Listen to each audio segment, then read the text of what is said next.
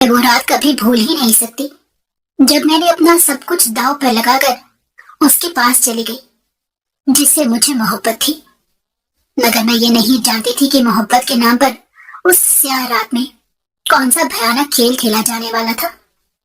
جب مجھے اس بات کا اندازہ ہوا تو مجھ پر قیامت ٹوٹ پڑی، مگر تب پانی سر سے اوپر جا چکا تھا۔ آج بھی سوچتی ہوں تو روح کانپ جاتی ہے اور دل سینے میں پھٹنے لگتا ہے۔ کاش میں اس پر اندھا اعتبار نہ کرتی۔ میرا نام سلطانہ ہے۔ میرا تعلق ایک غریب گھر سے تھا۔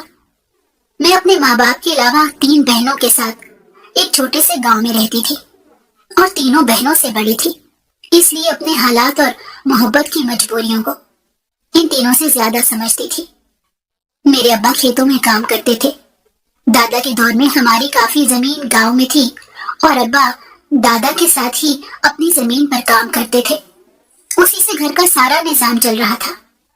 میرے ابا اپنے ماں باپ کے اکلوتے بیٹے تھے اور اپنی بہن کے اکلوتے بھائی تھے جو ابا سے بڑی تھی۔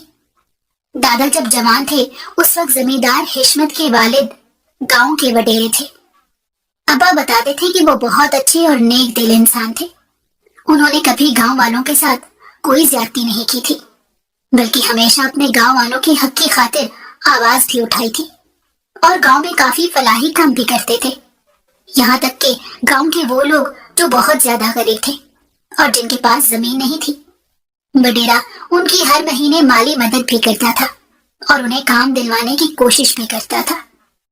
اسی طرح وڈیرے نے گاؤں میں چھوٹے سے اسکول کا آغاز کروایا جہاں پر تعلیم بھی مفت تھی۔ اس وقت گاؤں میں مختلف فلاحی اداروں میں کام کرنے والے بھی چکر لگاتے تھے اور گاؤں کے لوگوں کو مختلف چیزوں اور ان کے حقوق کے بارے میں سمجھایا کرتے تھے، مگر یہ سب کچھ صرف بڑے وڈیرے کے دور میں ہوتا تھا۔ دادا دادی سمیت باقی گاؤں والے بھی خوشحال زندگی گزار رہے تھے۔ بڑے وڈیرے کے 2 بیٹے اور 1 بیٹی تھی۔ بڑا بیٹا تو پڑھا لکھا نہیں تھا، مگر چھوٹے بیٹے کو وڈیرے نے پڑھنے کے لیے شہر بھیج رکھا تھا، جبکہ بیٹی سب سے چھوٹی تھی۔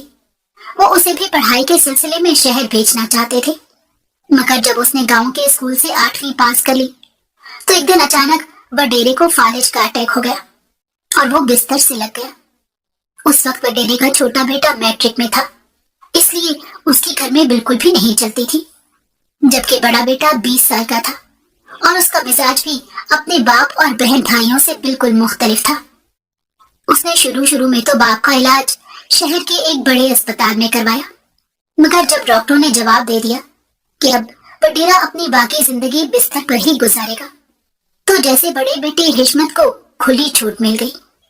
اس نے دنیا دکھاوے اور بہن بھائیوں سمیت ماں کو مطمئن کرنے کے لیے اپنے باپ کی خدمت پر 2 ملازموں کو لگا دیا اور ایک نرس بھی باقاعدگی سے ان کی دیکھ بھال کے لیے حویلی میں آنے لگی تھی، مگر وہ خود اقتدار کا بھوکا تھا۔ وہ تو یہی چاہتا تھا کہ کب اس کا باپ دنیا سے جائے اور اسے وڈیرا بن کر گاؤں پر حکمرانی کرنے کا موقع ملے۔ باپ کو جب فالج ہوا تو اسے بڑی آسانی سے یہ موقع مل گیا۔ اس نے پنچایت اور گاؤں والوں کو اکٹھا کیا اور سب کے سامنے وڈیرے کی پگڑی حشمت کے سر پر رکھ کر اسے وڈیرا بنا دیا گیا۔ یہی تو اس کا مقصد اور خواب تھا۔ حشمت نے باپ کی جگہ تو لے لی تھی، مگر وہ بالکل بھی اپنے باپ جیسا نہیں تھا۔ اس کا باپ جتنا رحم دل اور ذمہ دار انسان تھا، حشمت اتنا ہی سخت دل اور غیر ذمہ دار نکلا۔ اس کے نزدیک گاؤں کے لوگ انسان نہیں بلکہ کیڑے مکوڑے تھے، یا پھر شاید کیڑے مکوڑوں سے بھی کم حیثیت کے مالک تھے۔ وہ اتنا بد مزاج اور مغرور انسان تھا کہ اس نے گاؤں والوں کا حویلی میں آنا جانا بند کر دیا، کیونکہ اس کے والد کے دور میں حویلی کا دروازہ ہر چھوٹے بڑے انسان کے لیے کھلا رہتا تھا۔ گاؤں کے کسی بھی گھر اور طبقے سے تعلق رکھنے والا کوئی بھی مشکل کا مارا انسان حویلی میں وڈیرے سے مدد مانگنے چلا جاتا تھا، اور وڈیرے نے کبھی بھی کسی کو خالی ہاتھ نہیں لوٹایا تھا۔ حشمت نے سب سے پہلے اپنے باپ کا یہ اصول اور قانون ختم کر دیا۔ حویلی کے بڑے گیٹ پر پہرے دار بٹھا دیے اور کسی بھی گاؤں والے کو وڈیرے کی اجازت کے بغیر حویلی میں داخل ہونے کی اجازت نہیں تھی۔ صرف وہی لوگ اندر جاتے تھے جو حویلی میں کام کرتے تھے حشمت کے آگے پیچھے پھرتے تھے۔ اس کے بعد دوسرا اہم کام جو بند کیا وہ غریبوں اور ضرورت مندوں کی مدد کرنا تھا۔ اس نے سب کے لیے ہر وہ امداد بند کر دی جو حویلی کی طرف سے کی جاتی تھی، جس کی وجہ سے گاؤں میں بدحالی اور غربت بڑھنے لگی۔ لوگ پریشان رہنے لگے تھے اور کام کاج کے سلسلے میں گاؤں سے باہر جانے لگے، مگر وڈیرے کو کوئی فرق نہیں پڑتا تھا کہ اس کے گاؤں والے پریشان یا تنگ ہو رہے ہیں۔ حالانکہ وہ ایک طرح سے گاؤں والوں کا حکمران تھا، جس حساب سے اس کی ذمہ داری بھی بہت تھی، مگر نہ جانے وہ اپنے آپ کو کیا سمجھتا تھا۔ اس کی اس ظالمانہ اور غیر ذمہ دارانہ رویے کی وجہ سے گاؤں والے اس کی عزت بھی نہیں کرتے تھے، مگر دھیرے دھیرے حالات اس قدر پیچیدہ ہوتے جا رہے تھے کہ گاؤں والوں کو اپنی زمینیں بیچنی پڑ گئی۔ ستم تو یہ تھا کہ کوئی بھی گاؤں والا اپنی زمین کسی باہر والے کو نہیں بیچ سکتا تھا، کیونکہ وڈیرے نے اس بات پر بھی پابندی لگا رکھی تھی۔ وہ خود گاؤں والوں سے ان کی زمین اونے پونے دام میں خریدتا تاکہ سارے گاؤں پر اس کا قبضہ بھی ہو جائے اور زمین بھی ہاتھ سے نہ نکلے۔ اس وجہ سے لوگ بھی زمین کا آدھا یا آدھے سے زیادہ حصہ بیچنے پر مجبور تھے، کیونکہ وہ جانتے تھے کہ اگر ساری زمین بیچ دیں گے تو ان کا کوئی آمدنی کا ذریعہ نہیں بچے گا، اور وڈیرے سے تو اب کسی کو کوئی امید نہیں تھی۔ ایسے ہی 2 سال گزر گئے اور ان 2 سالوں میں حشمت وڈیرے کے فالج ضلع والد تھے، دنیا سے کوچ کر گئے۔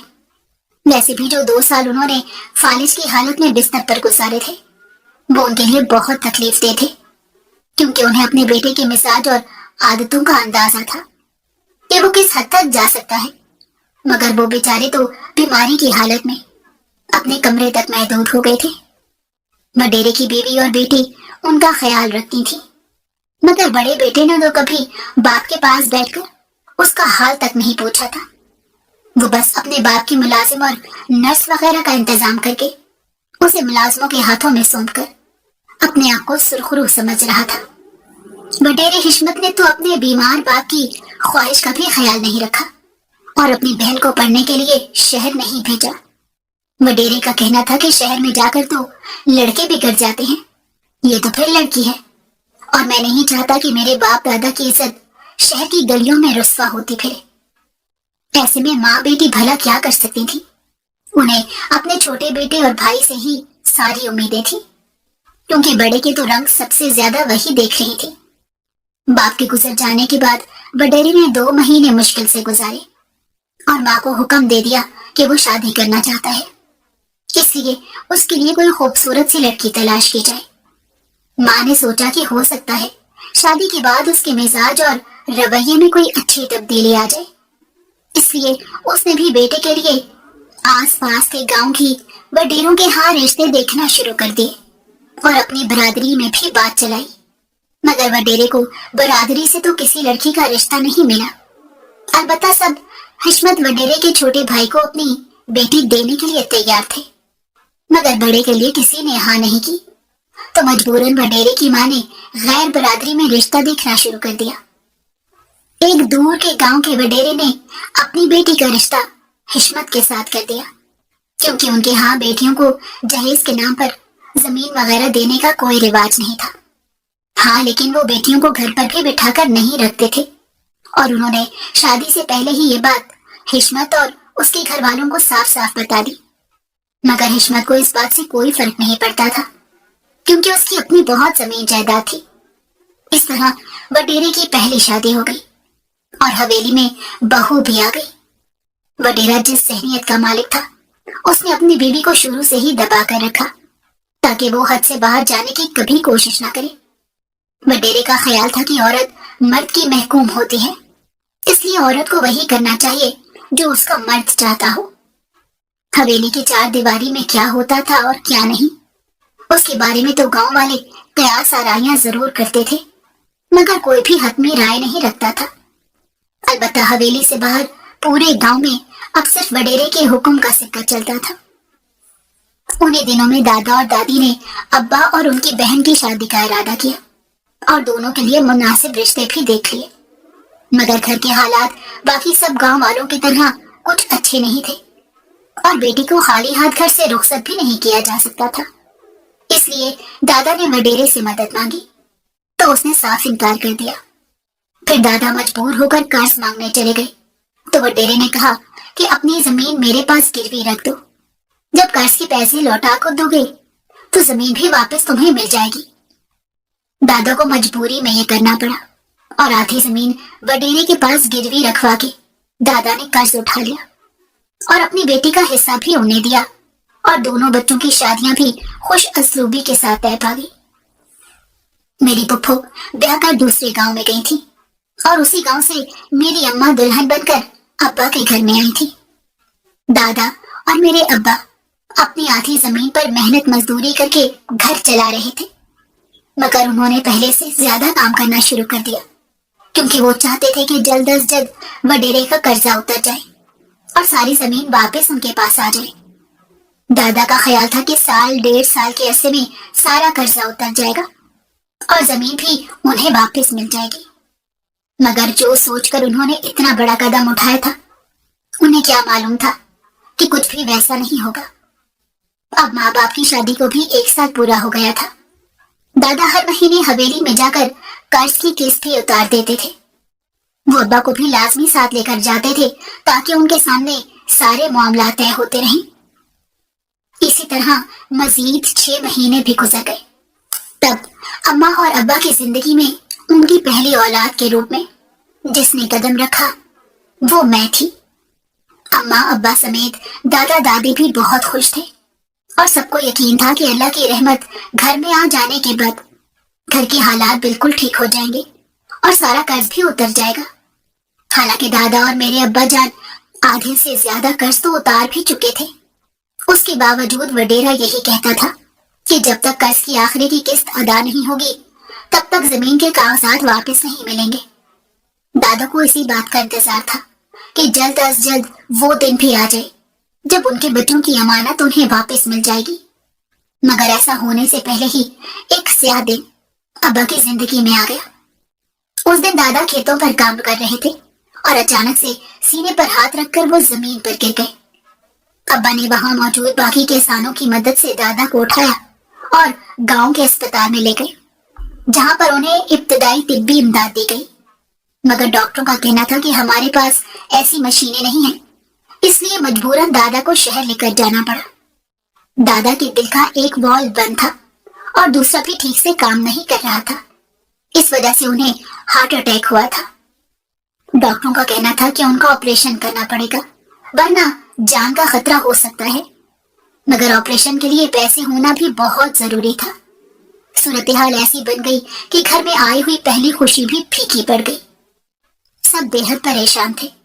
تب ابا وڈیرے کے پاس حویلی میں گئے اور وڈیرے سے مدد مانگی، مگر اس نے صاف انکار کر دیا کہ میں تو پہلے ہی تم لوگوں کو قرضہ دے چکا ہوں جو اب تک تم لوگ لوٹا نہیں پائے، تو مزید مدد کیسے کر سکتا ہوں۔ ابا نے کہا کہ ہمارے قرضے کے صرف 4 قسطیں باقی ہیں، تھوڑا اور دے دو تو قسطیں بھی بڑھا لینا اور بے شک اوپر پیسے بھی لے لینا، مگر ابھی تو ابا کی زندگی کے لیے مجھے مدد کی سخت ضرورت ہے۔ مگر وڈیرا ٹس سے مس نہیں ہوا، بلکہ بڑے آرام سے ابا کو کہنے لگا کہ ٹھیک ہے، ابھی تو میں 1.5 لاکھ روپے دے دیتا ہوں، جاؤ اپنے باپ کا علاج کراؤ، باقی کے معاملات بعد میں دیکھیں گے۔ ابا پہلے ہی بڑے پریشان تھے، اس لیے ابا نے پیسے لیے اور فٹافٹ ہسپتال پہنچے۔ وہاں پر دادا کا آپریشن ہوا اور کچھ دیر اسپتال میں رہنے کے بعد دادا گھر واپس آ گئے۔ ڈاکٹروں نے انہیں کوئی بھی سخت کام کرنے سے منع کر دیا تھا، اس لیے ابا اکیلے ہی کھیتوں پر جانے لگے۔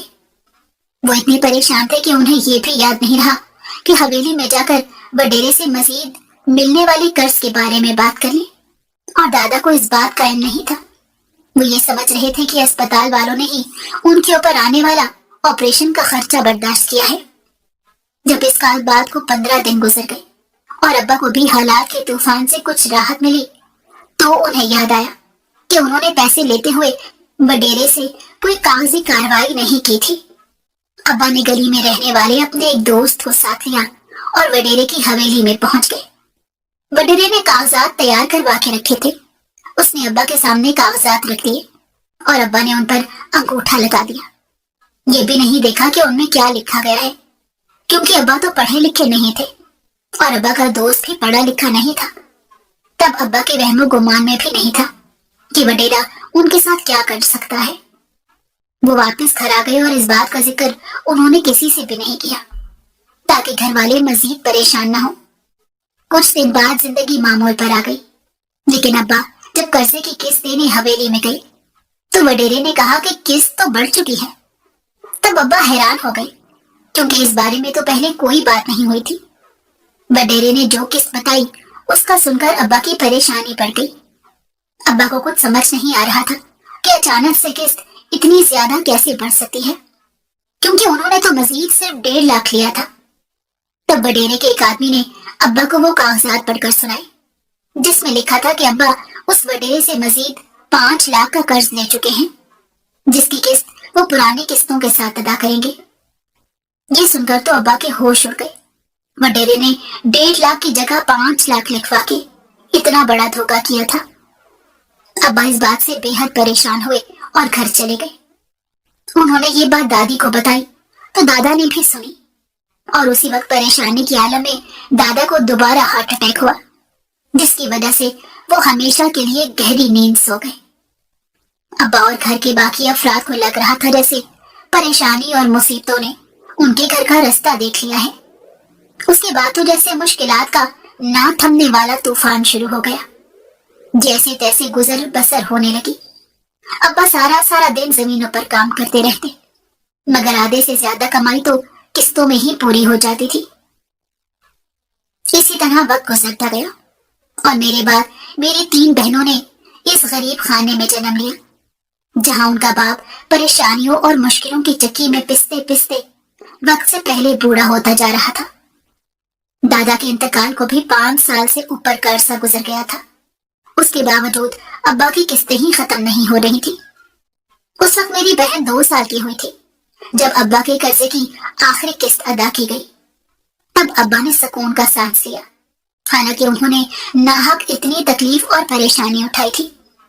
ऊपर से कर्जा भी इतना नहीं था जितनी रकम उन्होंने कर्जे के नाम पर वापस दी, लेकिन उन्हें ये तसल्ली थी कि अब उनकी जमीन वापस मिल जाएगी।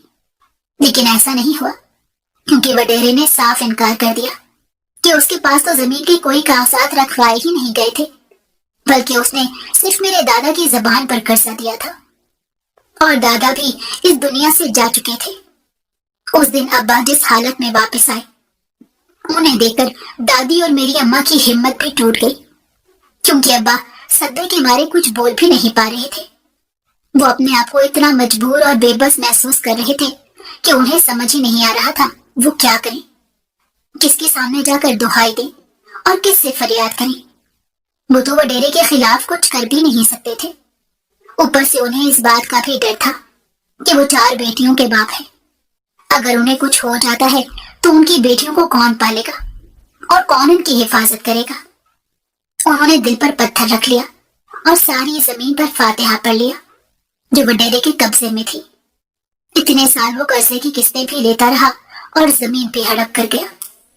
इस सारे अरसे के दौरान सुना था कि वडेरे के यहाँ 2 मुर्दा बच्चे पैदा हुए हैं और उसके बाद कोई औलाद ही नहीं हुई और उसका छोटा भाई भी शहर में ही बस गया था। वो तो हवेली में आता भी नहीं था, हालांकि उसकी बूढ़ी माँ और जवान बहन उसका इंतजार करती थी, मगर वो अपने बड़े भाई की हरकतों से इतना मुतनफिर था कि उसने गांव आना ही छोड़ दिया। वो तो अपनी माँ और बहन को अपने साथ शहर ले जाना चाहता था, मगर गांव वाले कहते थे कि वडेरा माँ को छोटे बेटे के पास नहीं जाने देता और बहन की शादी भी नहीं करता, क्योंकि बहन को उसका हिस्सा न देना पड़ जाए। इस वजह से उसे ये भी घर पर बैठा कर रखा हुआ था। हमें ये सब कुछ अम्मा अब्बा से पता चलता रहता था। जब भी हमें कोई ऐसी बात मालूम होती तो दादी कहती थी कि अल्लाह की लाठी बेआवाज है, जब पड़ती है तो अच्छे अच्छों के होश ठिकाने लग जाते हैं। मगर वडेरा न जाने किस मिट्टी से बना हुआ था। उसने 2 मर्तबा अपने मुर्दा बच्चों को अपने हाथों से जमीन में उतारा था, मगर उसके बावजूद उसका गरूर कम नहीं हुआ, बल्कि उसने अपनी दूसरी शादी का ऐलान कर दिया और इस बार उसे लड़की भी गांव से ही चाहिए थी। गांव वाले भी ये ऐलान सुनकर बड़े हैरान हुए। कुछ लोगों ने तो खुशी का इजहार किया, क्योंकि वो चाहते थे कि वडेरा शादी के लिए उनकी बेटी का इंतखाब करे, ताकि उनकी बेटी हवेली की बहू बन जाए और उनके भी दिन संवर जाए। इस सिलसिले में वडेरे ने पैगाम भिजवाया कि 18 साल की कम उम्र और खूबसूरत लड़कियों के माँ बाप उन्हें अपने साथ लाकर हवेली में पहुंच जाए, ताकि वो अपने लिए नई दुल्हन देख सके। कुछ लोगों ने ऐसा किया भी था। वो लोग अपनी बेटियों को लेकर हवेली में चले गए। वडेरे ने सबकी बेटियों को देखा और जो उसे सबसे ज्यादा पसंद आई उससे शादी करने का कह दिया। वो लोग हमारे घर से थोड़ा ही आगे रहते थे। देखते ही देखते उनके दिन कैसे बदले, इस पर सब गांव वाले हैरान थे। वडेरे ने वहां शादी से पहले ही उनका घर पक्का बनवाया और उन्हें जमीन भी दी थी। फिर वो बड़ी धूमधाम से उनकी बेटी को ब्याह कर ले गया।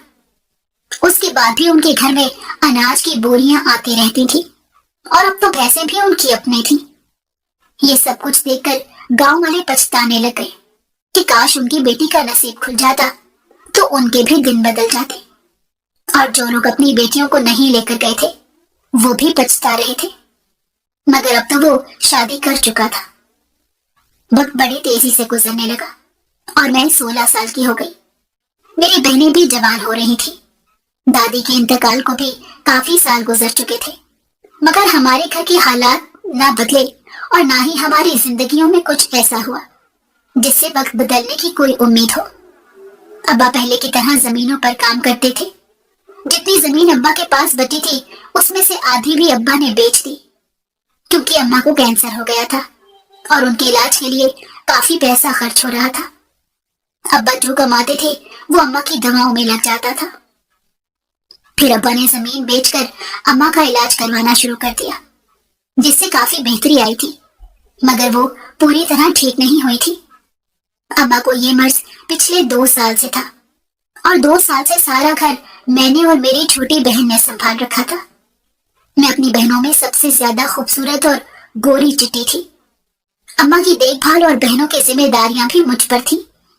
अगर उसके साथ साथ हम चारों बहनों में से किसी ना किसी को अब्बा के साथ खेतों में जाकर भी काम करना पड़ता था, क्योंकि अब्बा भी बहुत कमजोर हो चुके थे और उनसे अकेले इतना काम नहीं होता था।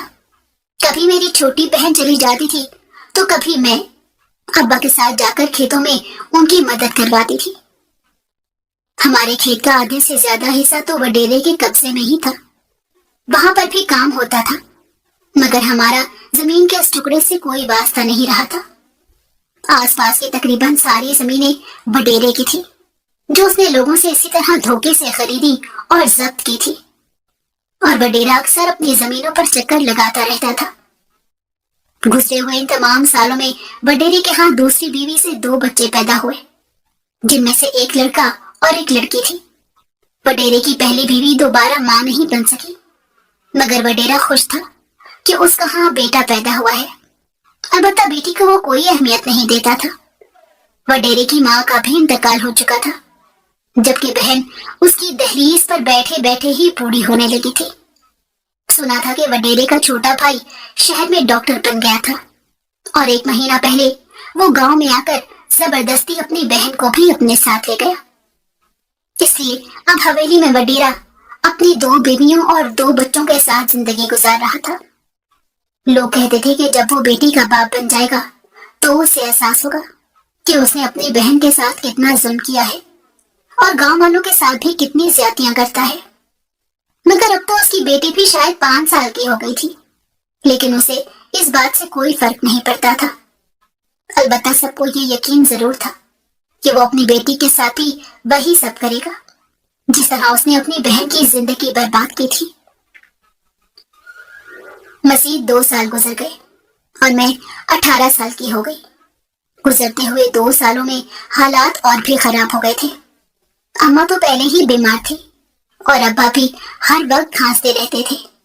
उनसे खेतों में काम भी नहीं किया जाता था। ऊपर से उन्हें 4 जवान बेटियों की फिक्र लगी रहती थी। अम्मा अब्बा चाहते थे कि वो जल्द अज जल्द हम सब बहनों की शादियां कर दें, खास तौर पर मेरी और मुझसे छोटी बहन की शादी करके वो कुछ सुकून का सांस लेना चाहते थे। मगर अभी उन्हें मजीद 2-3 साल इंतजार करना था, क्योंकि मैं तो 18 साल की थी, मगर मेरी बहनें मुझसे छोटी थी। तब एक मर्तबा फिर हवेली से गांव वालों के लिए एक पैगाम आया। वडेरा तीसरी शादी करना चाहता था।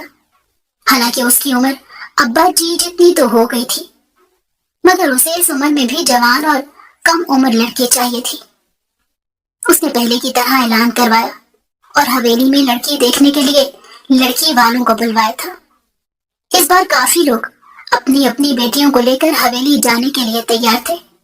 कुछ उनमें से सोच रहे थे कि वडेरा जल्दी मर जाएगा, मगर उनकी बेटी के साथ साथ उनकी जिंदगी भी संवर जाएगी। तब मैंने सोचा कि अगर वडेरा मुझसे शादी कर ले तो मेरे माँ बाप की मुश्किलें आसान हो सकती हैं। उनका इलाज भी हो जाएगा, हमें जमीन भी वापस मिल जाएगी और मेरी बहनों की शादियां भी अच्छी जगह हो जाएंगी।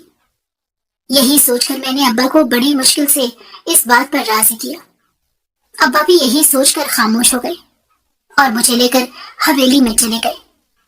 मैं बहुत खूबसूरत थी और वडेरे ने मुझे देखा तो फौरन मुझसे शादी करने के लिए रजामंदी का इजहार कर दिया। वडेरे के साथ मेरी शादी का दिन तय होते ही सब कुछ वैसा ही होना शुरू हो गया जैसा मैंने सोचा था। अब्बा को सारी जमीन भी वापस मिल गई और घर के हालात भी दिनों में बदल गए। यहाँ तक कि वडेरे ने अब्बा की जमीन पर काम करने के लिए 2 किसानों का भी इंतजाम कर दिया था, क्योंकि अब्बा से अब काम नहीं किया जाता था। मेरे माँ बाप के लिए ये सब कुछ सहना इतना आसान नहीं था, मगर उन्होंने दिल पर पत्थर रख लिया ताकि उनकी बाकी बेटियों की जिंदगी संवर जाए। अम्मा का इलाज भी शहर के एक अस्पताल में शुरू हो गया और अब्बा भी बाकायदा दवाई खाने लग गए। ऐसे लग रहा था जैसे 1 महीने में हमारी काया ही पलट गई थी। मैं अपने फैसले पर खुश और मुतमईन थी, हालांकि मुझे अंदाजा भी नहीं था आगे चलकर मेरे साथ क्या होने वाला है। मैं हवेली में दुल्हन बनकर गई तो बेशुमार सोने के जेवरात मैंने पहन रखे थे। मेरी खूबसूरती और भी ज्यादा बढ़ गई थी। वडेरा तो मुझ पर जान निसार करता था। मैं भी सब कुछ पाकर बहुत खुश थी। मैंने वडेरे से कहकर अम्मा, अब्बा और अपनी बहनों के लिए बहुत कुछ करवाया और वो चुपचाप मेरी हर बात मान लेता था। मुझे अम्मा अब्बा के पास जाने की इजाजत तो नहीं थी, मगर वो सब लोग मुझसे मिलने हवेली में आ जाते थे। उनके होलिये और चेहरे ही बताते थे कि अब वो बहुत अच्छे हालात में हैं। मैंने अम्मा अब्बा से कहा कि साल 2 साल में मेरी बहनों के रिश्ते भी तय कर दी और शादी की तैयारियां भी शुरू कर दी, ताकि उन्हें अच्छी तरह रुखसत किया जा सके। मैं जैसा चाहती थी वैसा होता रहा, मगर मेरी शादी के 2.5-3 महीने बाद ही मुझे एहसास होने लगा कि मैंने बहुत गलत फैसला लिया था। मैं एक बूढ़े इंसान के साथ भला कैसे खुश रह सकती थी। हवेली में वडेरे की पहली 2 बीवियां भी मौजूद थी, मगर ऐसे लगता था जैसे उनके मुंह में जबान ही नहीं है। हवेली में जाने के बाद ही मुझे पता चला था कि वडेरा उन्हें मारता भी रहा है और वडेरे का बेटा जो 10 साल का हो चुका था, वडेरे ने उसे शुरू से ही शहर के बोर्डिंग स्कूल में दाखिल करवा रखा था, जबकि बेटी हर वक्त अपनी माँ से चिपकी रहती थी। मैंने कभी वडेरे को अपनी बेटी से प्यार करते या शफकत के साथ पेश आते नहीं देखा था, बल्कि वो तो बाप को देखकर सहम कर कमरे में चली जाया करती थी। जैसे जैसे वक्त गुजर रहा था, मेरा दिल और ज्यादा उदास रहने लगा था। मुझे ऐसे लगता था जैसे वडेरा 4थी शादी कर लेगा और फिर मेरा हाल भी वही होगा जो उसकी पहली 2 बेबियों का हो रहा था। वो दोनों तो मुझे कभी कुछ नहीं कहती थी और ना ही मेरी उनसे कभी कोई लड़ाई हुई थी। अलबत्ता मैं उनसे ज्यादा बात नहीं करती थी, क्योंकि मैं नहीं चाहती थी कि उनकी जिंदगियों के बारे में मजीद जानकर मेरा दिल बोझल हो। मैंने एक दिन वडेरे से बाग की सैर पर जाने के लिए कहा, तो वडेरे ने बग्घी का इंतजाम करवा लिया और अपने एक नौजवान मुलाजिम के साथ मुझे लेकर बाग में चला गया। वो नौजवान हवेली के एक मुलाजिम का बेटा था और बग्घी वही चलाया करता था। मैंने उसे देखा तो मेरा दिल अजीब अंदाज में धड़कने लगा।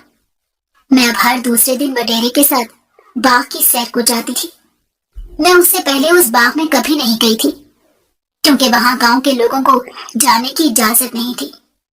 वो बाग वडेरे का ही था, मगर वो बहुत खूबसूरत बाग था। मुझे वहां पर जाना तो अच्छा लगता था, मगर उससे भी ज्यादा अच्छा मुझे वडेरे का वो मुलाजिम लगने लगा जो हमें बाग में लेकर जाया करता था। तब से वो मेरे दिल में उतर गया। मुझे पता ही नहीं चला, मैं सोते जागते उसके ख्वाब देखने लगी थी। मैं सोचती थी कि काश मैं जज्बात में आकर इतना बड़ा कदम ना उठाती। क्या होता अगर हम लोग गुर्बत की जिंदगी गुजारते रहते, मगर वडेरे से मैं शादी ना करती और इस तरह के किसी नौजवान से मेरी शादी हो जाती। मगर अब तो कुछ नहीं हो सकता था। मेरी ये सोचें बेकार थी। हकीकत तो ये थी कि मैं जालिम वडेरे की तीसरी बीवी बनकर हवेली में रहती थी। उस लड़के का नाम कामरान था और वो हवेली के पुराने मुलाजिम का बेटा था और उसी हवेली में पल बढ़कर जवान हुआ था। इसलिए हवेली के अंदर उसका आना जाना भी लगा रहता था। जब भी वडेरे की दोनों बड़ी बीवियों को किसी चीज की जरूरत होती तो उसे बुलाकर मंगवा लेती थी। वो शहर जाकर भी उन लोगों के लिए चीजें ला दिया करता था। उनकी देखा देखी मैंने भी मौके से फायदा उठाया और कामरान को बुलाकर मुख्तलिफ चीजें मंगवाने लगी। वो बड़ी फरमाबरदारी से सर झुकाए हमारे इशारों पर चलता था। एक दिन मैंने वडेरे के साथ बाग में जाना था, मगर वडेरे की तबीयत ज्यादा खराब थी, तो मैंने वडेरे से इजाजत ली कि मैं कामरान के साथ बाग से हो आती हूँ। वडेरे ने भी मुझे जाने से नहीं रोका, क्योंकि कामरान उसका भरोसेमंद मुलाजिम था। उस दिन बाग में जब मैंने कामरान से अपनी पसंदीदगी का इजहार किया, तो वो एक पल के लिए बेहद हैरान और परेशान हो गया। मगर कुछ देर बाद उसने मुझे कहा कि आप हमारी मालकिन हैं, मालिक की बीवी हैं। हम भला आपके बारे में ऐसा कैसे सोच सकते हैं? मैंने कामरान की आंखों में अपने लिए पसंदीदगी कई मर्तबा देखी थी, और जो वो मुझे कह रहा था उसका लहजा भी उसका साथ नहीं दे रहा था। मैंने मौके का फायदा उठाते हुए उसे सारी बात बताई कि मैंने किस मजबूरी में वडेरे से शादी की थी। वो ये सुनकर बड़ी जल्दी पिघल तो गया, मगर उसने खुलकर मुझसे किसी बात का इजहार नहीं किया और हम वापस हवेली चले गए। वडेरा काफी बीमार था, इसलिए हवेली का सारा निजाम दरहम बरहम हुआ पड़ा था। वडेरे की दोनों बेबियां उसकी खिदमत में लगी रहती थी। मुझे भी ना चाहते हुए उसकी खिदमत करनी पड़ती थी, ताकि वो मुझे बाग में जाने से ना रोके और मैं रोजाना कामरान के साथ बाग में जाती रहूं। मैं उससे ढेरों बातें करती थी, मैं उससे अपने दुख सुख भी बांटती थी और उसके साथ हंसती मुस्कुराती भी थी। ये सिलसिला हफ्ता 10 दिन तक चलता रहा। इतने दिन बीमार रहने की वजह से वडेरा काफी कमजोर और नढाल हो चुका था। हालांकि उसकी तबीयत अब भी बिल्कुल ठीक नहीं हुई थी, मगर बिस्तर से उठकर चलने फिरने के काबिल हो गया था। एक दिन उसने मेरे साथ बाग में चलने की ख्वाहिश का इजहार किया, तो मैं और कामरान उसे बाग में ले गए, मगर वो बगैर कामरान के सहारे के चल नहीं पा रहा था। हमने उसे एक बेंच पर बिठाया और खुद टहलते हुए थोड़ा दूर निकल गए। बातें करते हुए पता ही नहीं मैंने कामरान से क्या कहा कि उसने मेरा हाथ थाम लिया, और ऐसा पहली बार नहीं हुआ था, इसलिए मैंने भी हाथ छुड़ाने की कोशिश नहीं की। लेकिन हम दोनों को ये अंदाजा नहीं था कि वडेरा भी हमारे पीछे पीछे आ रहा था। उसने जब कामरान के हाथ में मेरे हाथ को देखा तो गुस्से से पागल हो गया। हालांकि उससे ना तो ठीक से खड़ा हुआ जा रहा था और ना ही बोला जा रहा था।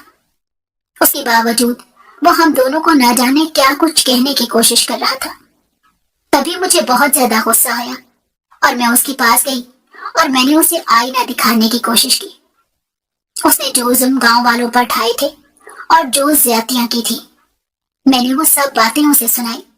यहाँ तक कि उसकी बहन के बारे में बात करके उससे शर्म और गैरत दिलाने की भी कोशिश की। न जाने उस पर मेरी बातों का ऐसा क्या असर हुआ कि वो एकदम खामोश हो गया। मैंने उससे कहा कि मेरे माँ बाप को तुमने जिस हाल में पहुंचा दिया था, उन हालात की वजह से मजबूर होकर मैंने तुम जैसे वहशी से शादी की, वरना मैं तुम पर कभी थूकना भी गवारा ना करूं। मेरी बात सुनकर वो एकदम से लड़खड़ा गया। तब कामरान ने फटाफट आगे बढ़कर उसे सहारा दिया, तो उसने इशारे से वापस चलने का कहा।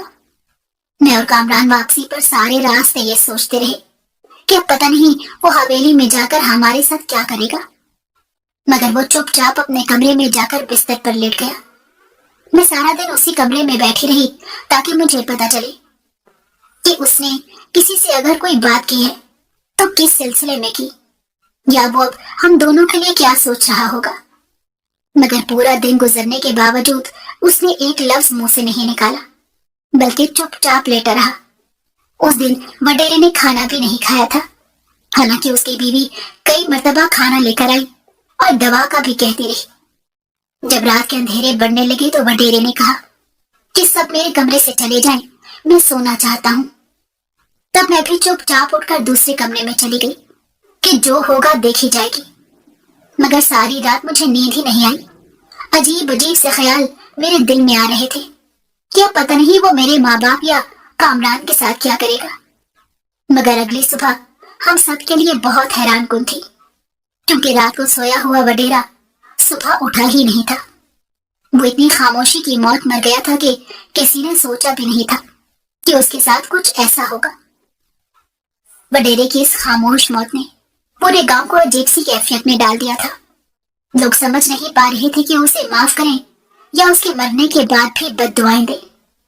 میں نہیں جانتی کہ کس نے اسے معاف کیا یا نہیں کیا، مگر میں نے اپنے ابا کے کہنے پر اسے معاف کر دیا تھا۔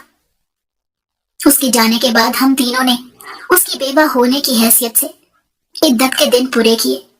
جب وڈیرے کا انتقال ہوا تھا تب اس کی تدفین کے لیے اس کا چھوٹا بھائی بھی شہر سے آیا تھا اور بہن بھی اپنے شوہر کے ساتھ آئی تھی۔ اس کی شادی چھوٹے بھائی نے ہی کروائی تھی۔ وہ ایک ہفتہ گاؤں میں رہا اور اس نے وڈیرے کے سارے حساب کتاب دیکھے۔ اس کے بعد بھی وہ 3 مرتبہ گاؤں آیا تھا اور ہر چکر میں اس نے بہت سارے ایسے کام کیے جس سے وڈیرے کی آخری منزلیں آسان ہو سکتی تھی۔ اس نے گاؤں والوں کے سارے حق بھی ان کو واپس کر دیے اور جس کے ساتھ جو زیادتیاں ہوئی تھی ان کی تلافی کرنے کے لیے بھی پوری کوشش کی۔ اس نے اپنی بھتیجی کا داخلہ بھی اسکول میں کروایا اور اپنی بہن کو بھی جائیداد میں سے حصہ دیا تھا۔ اپنا حصہ بھی اس نے اپنے نام کیا اور باقی وڈیرے کی 3 بیویوں اور 2 بچوں کے نام کروا دیا۔ اس سلسلے میں کافی ٹائم گزرا تھا اور پھر میری عدت بھی پوری ہو گئی۔ اب تو وہ ایک مرتبہ پھر اپنی بہن کے ساتھ حویلی میں آیا۔ اس نے میرے ماں باپ کو بھی بلوا لیا تھا۔ وہ کہنے لگا کہ بڑی 2 بھابیاں تو اسی حویلی میں رہیں گی کیونکہ یہیں پر ان کی زندگی ہے اور بچے بھی ہیں، مگر چھوٹی بھابھی کو میں مجبور نہیں کروں گا کہ وہ ساری زندگی بیگی کا چولا پہن کر یہاں بیٹھی رہیں۔ کامران سے میں بات کر چکا ہوں، وہ آپ کی بیٹی کا ہاتھ تھامنے کے لیے پورے دل سے راضی ہے۔ میں نے اپنے اسپتال میں ہی اس کی نوکری کا انتظام بھی کر دیا ہے اور ایک پلاٹ بھی اس کے نام کیا ہے، کیونکہ اس نے بھی اس حویلی کی بڑی خدمت کی ہے۔ اگر آپ لوگوں کو اعتراض نہ ہو تو اپنی بیٹی کا نکاح اس سے کر دیں۔ یہ سن کر تو اماں ابا بہت خوش ہو گئے اور میں بھی حیران ہو گئی کہ کیا ایسے بھی دن سنور سکتے ہیں۔ آج میں کامران کے ساتھ شہر میں ایک اچھی زندگی گزار رہی ہوں۔ وڈیرے کے چھوٹے بھائی اور بہن سمیت اس کی بیویوں سے بھی میرا میل جول باقی ہے۔ اماں ابا نے میری 2 بہنوں کی شادیاں اچھے گھروں میں کر دی، جبکہ چوتھی کے ساتھ وہ گاؤں میں اپنے اسی گھر میں رہتے ہیں۔ بہت جلد اس کی بھی شادی ہو جائے گی۔ آج اتنے سال گزرنے کے باوجود بھی جب بھی وہ اپنی ساری زندگی یاد کرتی ہوں تو میری روح کانپ جاتی ہے۔